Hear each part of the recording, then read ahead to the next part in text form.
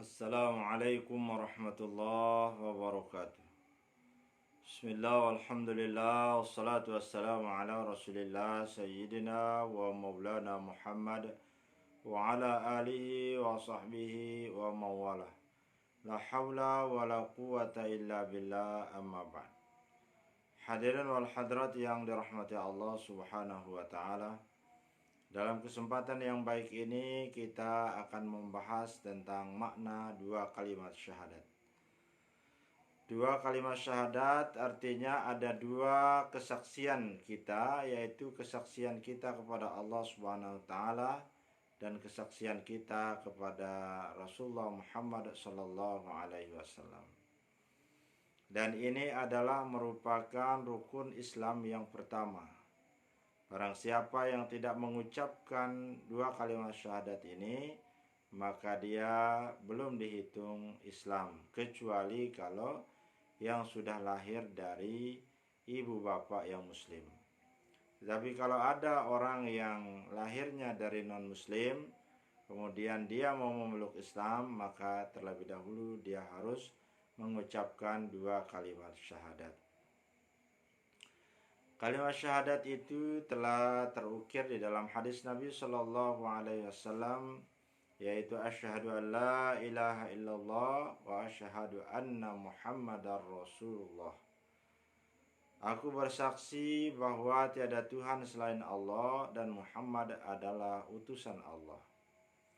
Secara syariatnya bahwa kesaksian itu menyaksikan Allah Subhanahu wa taala bil ilm, yaitu dengan pengetahuan berdasarkan Quran dan hadis Nabi Shallallahu Alaihi Wasallam. Walaupun kita tidak dapat melihat, maka dia berada pada tahapan ilmu yakin, yaitu keyakinan dengan ilmu, dengan pengetahuan. Sehingga walaupun kita mengatakan asyhadu, aku bersaksi atau aku menyaksikan, maka itu adalah penyaksian dengan bil akli atau bil ilmi, yaitu dengan akal atau dengan ilmu pengetahuan. Nah, kesaksian syahadat ini adalah sudah dibenarkan menurut Islam. Ini adalah pengakuan yang berdasarkan syariat. Apa yang diakui? Diakui bahwa sesungguhnya kita bersaksi tidak ada Tuhan selain Allah, yaitu Tuhan yang berhak untuk disembah. Adapun yang dipertuhankan, maka itu tidak berhak untuk disembah, karena itu tidak dibenarkan oleh Allah Subhanahu wa taala. Nah, Tuhan yang kita saksikan hanya satu-satunya yang disembah itu, dia punya sifat 20, yaitu sifat 20 secara sifat pokoknya, yaitu dia bersifat wujud, yaitu ada, qidam terdahulu, baqa yaitu kekal abadi, tidak ada akhirnya. Kemudian mukhalafatuhu lil hawadithi, berbeda dengan makhluknya. Qiyamuhu binafsihi, kemudian dia berdiri sendiri, tidak ketergantungan kepada yang lain. Wahdaniyat, dia esa, ahad, tunggal, tidak dua, tidak tiga, kecuali dia adalah satu. Qudrah, kemudian esa, baru dia qudrah, yaitu dia mempunyai, dia adalah sumber kekuatan. Artinya dia mempunyai kekuatan, menjadi sumber kekuatan. Nah, kemudian iradah, kemudian qudrah, iradah, sumber keinginan. Kemudian iradah, ilmun, sumber ilmu pengetahuan. Kemudian sama, sumber pendengaran, basar, sumber penglihatan. Kemudian ada ilmun, sumber ilmu pengetahuan. Ada kalam, sumber dari perkataan. Kemudian hayat, sumber kehidupan. Nah, dengan demikian selain sebagai sumber kekuatan, Allah juga punya sifat qadirun. Maksudnya adalah sudah mempunyai kekuatan sendiri, dia bisa memberikan kekuatan kepada yang lain. Maka qadirun, dia maha kuasa, dan dia bisa memberikan kekuasaannya kepada yang lain, kepada makhluknya. Kemudian muridun, yaitu selain sumber dari keinginan, Allah juga bisa memberikan keinginan itu kepada hambanya, walaupun keinginan yang diberikan untuk hamba itu sangat terbatas. Kemudian ada dia alimun, yaitu maha mengetahui atau maha berilmu, artinya bisa memberikan ilmu kepada yang lain. Artinya selain sebagai sumber ilmu, dia juga memberikan ilmu kepada makhluknya. Kemudian ada sama, yaitu pendengaran, sami'un, maha mendengar. Juga selain maha mendengar, bisa memberikan pendengarannya kepada yang lain. Kemudian ada basirun atau basirun, yaitu maha melihat. Selain maha melihat, juga bisa memberikan penglihatan kepada yang lain. Kemudian ada mutakallimun, selain Allah Subhanahu wa taala bisa berfirman, juga Allah Subhanahu wa taala bisa memberikan perkataan atau kalam itu kepada makhluknya. Kemudian juga dia hayyun, yaitu hayyun artinya maha hidup. Selain sebagai sumber kehidupan, Allah juga maha memberikan kehidupan. Itulah sifat pokok yang 20. Adapun sifatnya yang secara terperinci, itulah yang tertulis di dalam Asmaul Husna. Selain sebagai nama Allah yang baik, juga mencakup sebagai sifatnya. Dan juga di situ adalah terkandung af'al Allah Subhanahu wa taala. Nah, itulah yang kita sebutkan di dalam syahadat itu, asyhadu alla ilaha illallah. Aku bersaksi bahwa tiada Tuhan yang berhak disembah kecuali Allah, yang zatnya itu esa, tunggal, tidak beranak dan tidak diperanakan, punya sifat pokok 20 menurut Asy'ariyah. Nah, kemudian dia punya rincian sifat sampai 99, bahkan menurut para ulama itu tidak terbatas. Hanya saja yang disebutkan dalam Quran itu terbatas, dan ada juga yang tidak dimasukkan ke dalam nama-nama Allah atau sifat-sifat Allah, walaupun dia terdapat di dalam Al-Quran, karena dibatasi pada apa yang disebutkan di dalam hadis Nabi Shallallahu Alaihi Wasallam. Nah, kemudian daripada itu, hadirin wal hadrat yang dirahmati Allah Subhanahu wa taala, kita menyaksikan betul, kita bersaksi dengan ilmu yakin bahwa tidak ada Tuhan selain Allah. Di samping itu, kita bersaksi bahwa Allah telah mengutuskan untuk menjelaskan tentang dirinya, menjelaskan tentang perintahnya, menjelaskan tentang larangannya. Itulah diutus, kita bersaksi bahwa tidak ada, bahwa sesungguhnya Nabi Muhammad itu adalah utusan Allah SWT, yang dijadikan sebagai uswatun hasanah, sebagai contoh yang baik, baik dalam ucapan kita, dalam perbuatan, maupun di dalam ketetapan-ketetapan yang kita lakukan. Maka kesaksian kita kepada Rasulullah artinya kita mengakui secara ilmu, walaupun kita tidak pernah ketemu langsung dengan Rasulullah, secara ilmu kita mengakui bahwa beliau adalah Rasulullah Sallallahu Alaihi Wasallam yang telah menerima wahyu berupa Al-Quran, dan kemudian beliau mempunyai hadis-hadis baik berupa ucapan, kemudian berupa perbuatan, maupun ketetapan yang beliau ambil di dalam kehidupannya. Hadirin wal hadrat yang dirahmati Allah Subhanahu wa taala, ketika syahadat ini dilihat dari sisi hakikatnya, dilihat dari sisi ilmu ma'rifatnya, maka syahadat itu dia mempunyai takwil arti. Ketika syahadu an la ilaha illallah, syahadu anna Muhammadar Rasulullah, maka di dalam pemahaman orang hakikat dia bersaksi bahwa la mawjud illallah, atau la wujud illa illallah, tidak ada wujud itu kecuali wujud Allah, dialah satu-satunya yang wujud.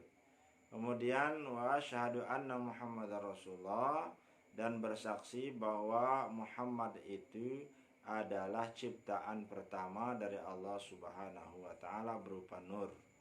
berupa nur kenabian Muhammad sallallahu alaihi wasallam. Maka syahadat itu ketika dipahami dalam ilmu hakikat, maka dia mengandung arti pengesahan Allah, tidak ada wujud yang hakiki kecuali wujud Allah,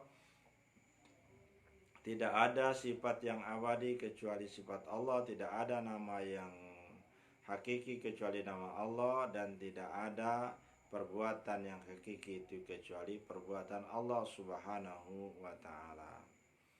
Maka dengan demikian nanti dia akan masuk kepada wahdatul wujud, wahdatul sifat, wahdatul asma, dan kemudian wahdatul af'al. Tapi puncak dari semua itu adalah wahdatul wujud, hanya ada satu wujud.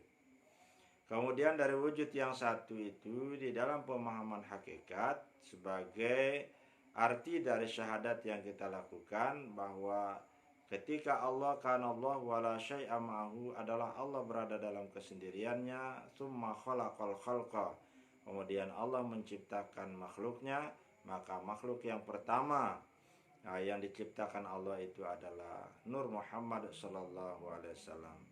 Jadi secara syariatnya kita mengartikan bahwa syahadat itu tidak ada Tuhan selain Allah yang berhak kita sembah sebagaimana yang telah kita jelaskan tadi, dan Muhammad itu adalah Muhammad anaknya Abdullah, anaknya Aminah, kemudian diutus sebagai nabi terakhir oleh Allah SWT. Itu pemahamannya di dalam syariat.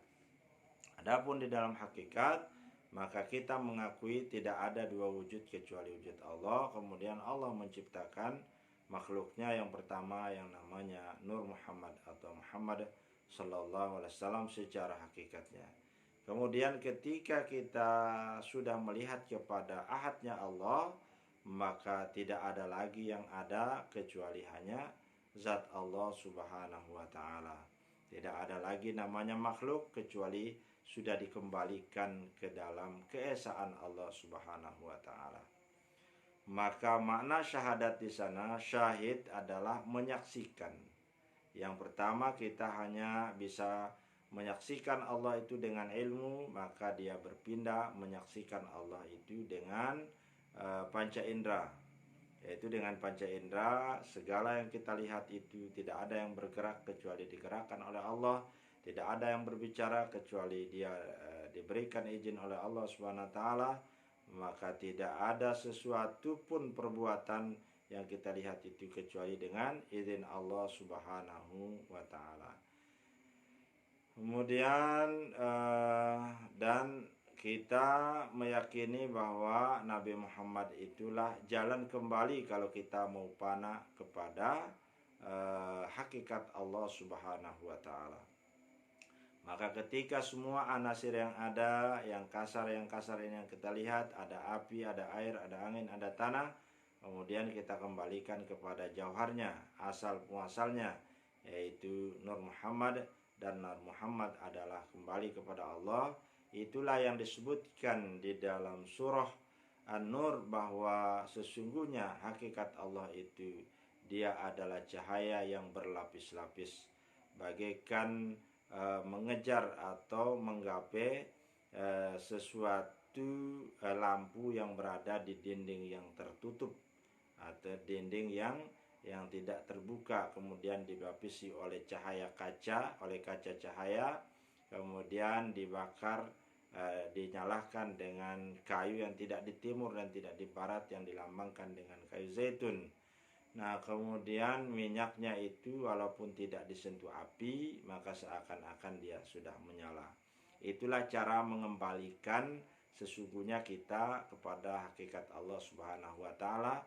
Itu di dalam surah An-Nur ayat 35 itu adalah menggambarkan cara suluknya orang hakikat, mengembalikan dari yang kasar kepada yang halus, kemudian yang halus kepada yang halus, sampai kepada wahdatul wujud, kepada hakikat Allah Subhanahu wa ta'ala.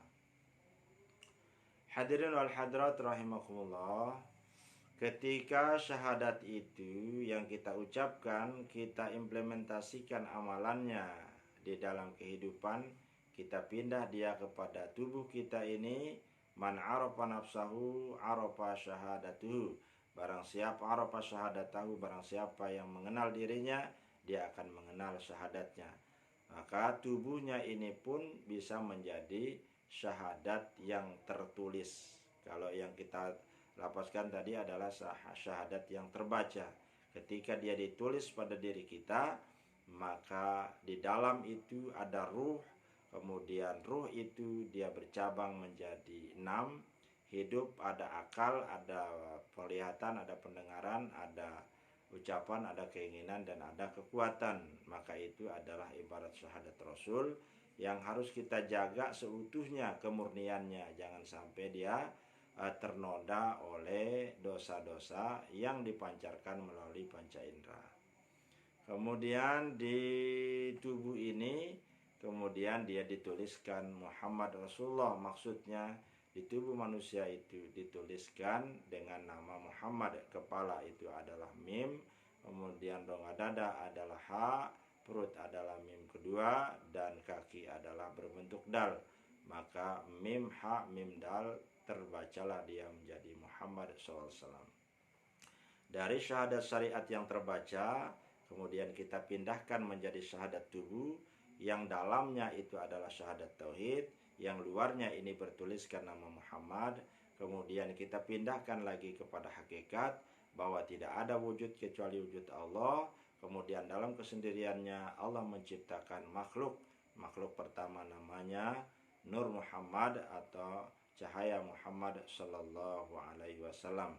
Maka ketika kita mengembalikan yang kasar yang bertulis nama Muhammad ini, yang berasal dari saripati tanah. Saripati tanah ini adalah terbentuk dari 4 unsur, yaitu air, api, angin, tanah. Kemudian kita kembalikan kepada makhluk pertama namanya Nur Muhammad. Maka yang dalam pun kita kembali, yang 6 itu kembali kepada hayat, hayat itu kembali kepada ruh yang ditiupkan oleh Allah Subhanahu wa taala. Kemudian kita kembalikan lagi, maka bertemulah antara jasad dengan ruh itu pada ciptaan pertamanya, yaitu Nur Muhammad. Dan Nur Muhammad itu adalah rahasia Allah. Kita kembalikan kepada Allah. Maka ketika itu terjadi fana, maka panaknya Nur Muhammad ke dalam zat Allah Subhanahu wa taala, maka yang ada itu hanyalah tinggal ahad, tinggal ahadianya Allah, tinggal kesendiriannya Allah Subhanahu wa taala seperti sedia kala. Maka disitulah ketika sang hamba sampai kepada titik itu, maka man arafa nafsahu arafa rabbah. Barang siapa yang mengenal dirinya, dia akan mengenal Tuhannya. Barang siapa yang mengenal syahadatnya, dia akan mengenal Tuhannya. Barang siapa yang sudah mengenal Tuhannya, maka dia tidak lagi mengenal dirinya sendiri, karena dirinya adalah memang tiada. Yang ada itu hanyalah Allah Subhanahu wa ta'ala. Demikian yang dapat saya sampaikan. Mudah-mudahan makna syahadat ini secara syariat. Syahadat itu ketika diukir ke tubuh manusia, kemudian ketika syahadat itu dimaknai secara hakikat. Semoga Allah memberikan kita pemahaman ketiga tingkatan ini, dan kemudian kita bisa mengamalkan sehingga kita betul-betul bertauhid, bersyahadat bahwa tidak ada sesuatu yang ada kecuali hanyalah Allah Subhanahu wa ta'ala. Wallahu ta'ala a'lamu bis-shawab. Wassalamualaikum warahmatullahi wabarakatuh.